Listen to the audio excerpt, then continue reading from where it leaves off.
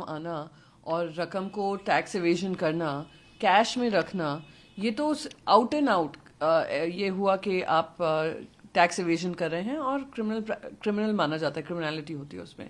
पर साथ ही साथ जो भारतीय जनता पार्टी अटैक कर रही है, मैं उन सभी से कहना चाहती हूँ, मंत्रियों से और जो भी भारतीय जनता पार्टी के नेता हैं, कि वो देश को आज ये आश्वासन दे कि अगर साहू जी कुछ समय बाद आकर भारतीय जनता पार्टी ज्वाइन कर लेते हैं तो उनको ये क्लीन चिट नहीं मिलेगा।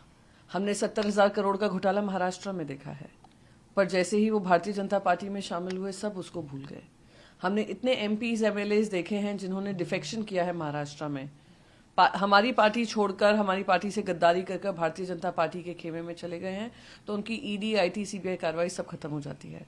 तो देश की जनता को भ्रष्टाचारी कांग्रेस बताने से पहले देश को यह आश्वासन दें कि ये भ्रष्टाचारी भारतीय जनता पार्टी में शामिल होकर गंगा नहीं नहा लेंगे।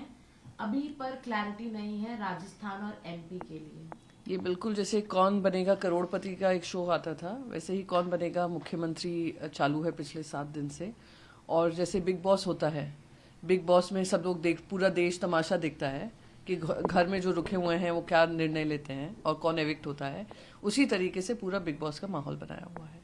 तो यही है कि भारतीय जनता पार्टी बड़ी बड़ी बातें करती है, बड़े बड़े वादे करती है, बड़े बड़े इरादे जनता को दिखाती है, और जब उन पे आती है, जब बहुमत मिला है और 7 दिन हो गए हम निर्णय नहीं ले पा रहे हैं, तो ये वहाँ की राज्य के लिए, वहाँ की राज्य की जनता के लिए दुर्भाग्यपूर्ण है। शिवराज ने हाल ही में एक ट्वीट किया जिसके ऊपर मध्य प्रदेश के सीएम पोस्ट को लेकर स्पेकुलेशन और बढ़ गई, जिसमें उन्होंने लिखा था राम राम टू ऑल।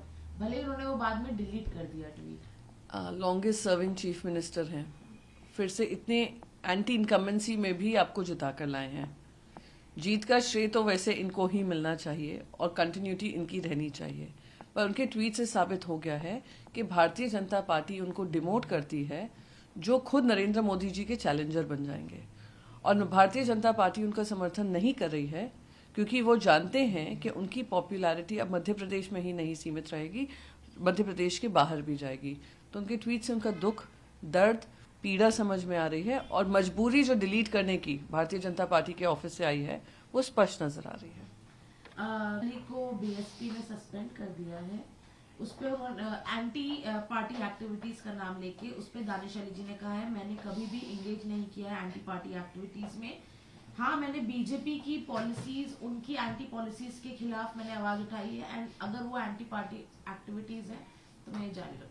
तो जिस वजह से उनको निष्कासित किया है वो स्पष्ट बता रहा है कि उन्होंने सीमाओं का उल्लंघन किया, पार्टी की सीमाओं का, और पार्टी को समर्थन, जब पार्लियामेंट में जो पार्टी का निर्णय था चीफ विप के अनुसार वो नहीं गए हैं। वो उनकी पार्टी और उनके बीच की बात है। सच्चाई ये भी है कि रमेश बिडूरी ने पार्लियामेंट के अंदर खड़े होकर उनसे ऐसी आपत्तिजनक बयानबाजी की थी दानिश अली जी के साथ। उम्मीद थी उनकी पार्टी उनके साथ खड़ी रहेगी, पर उनकी पार्टी ने भी कोई ऐसा कदम नहीं उठाया या कोई इस तरीके का समर्थन उनको नहीं दिया। जैसे जिस स्फूर्ति से महुआ मोइत्रा का निर्णय हुआ वो अब तक रमेश बिडूरी का नहीं हो पा रहा है। तो कहीं ना कहीं तालमेल नहीं बैठा है, उनको सज़ा मिली है उसी बात की। उम्मीद करती हूँ दानिश अली की राजनीतिक करियर बना रहेगा, जिस किसी पार्टी में उनको टिकट मिले और टिकट लेकर वो जीते।